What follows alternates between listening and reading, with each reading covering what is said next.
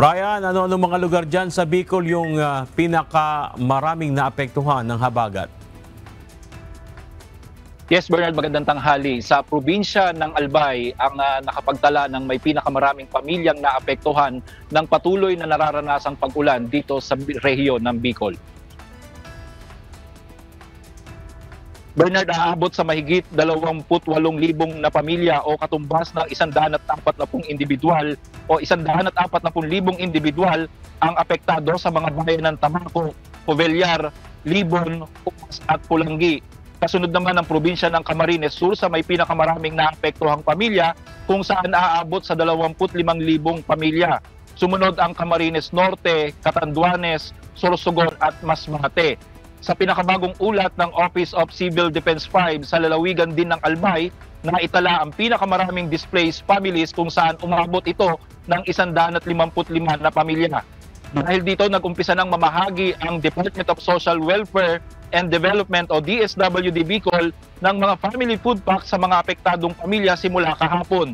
Aabot sa mahigit 11 bilyong halaga ng mga family food packs at mga financial assistance ang naipamahagi na sa 6 na probinsya sa rehiyon. Bernard, nananatiling nakataas ang red alert status ng Regional Disaster Risk Reduction and Management Council o RDRRMC upang patuloy na i-monitor ang mga bayan o mga lugar na nakaranas ng malakas na pag-ulan dulot ng habagat. Bernard, sa Camarines Norte naman, 3 bayan sa lalawigan ang apektado ng pagkawala ng supply ng tubig dahil sa tuloy-tuloy na pag-ulan. Kabilang sa mga apektadong lugar ay ang mga bayan ng Basud, bayan ng Mercedes at Daet South. Ayon sa Prime Water, makapagpanas ng mahina hanggang sa walang supply ng tubig ang mga nabanggit na lugar dahil sa mataas na water turbidity dulot ng tuloy-tuloy na pag-ulan sa probinsya.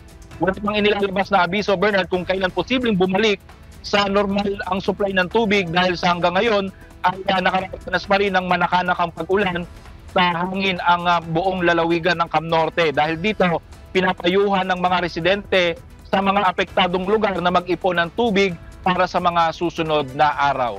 Yan muna ang update mula dito sa Cam Norte. Balik sa inyo, Bernard. Maraming salamat, Brian Baldarahe, live mula sa Daet, Camarines Norte.